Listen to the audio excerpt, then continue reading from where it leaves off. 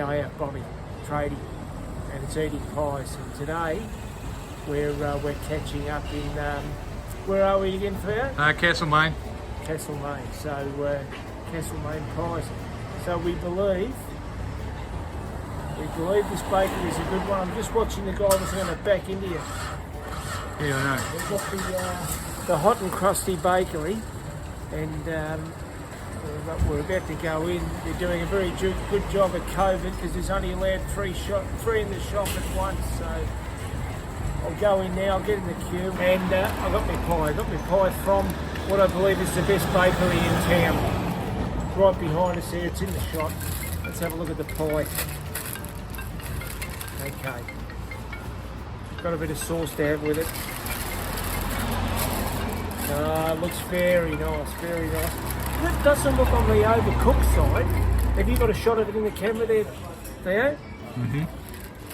So you're allowed to speak. It's pretty relaxed. Yeah, very, very nice it looks. Yep. It's a plain pie. It broke open beautifully. The pastry's cooked beautifully. It's a nice depth, pretty similar to everything else I've had. It's square. Very, very nice smell. Good texture.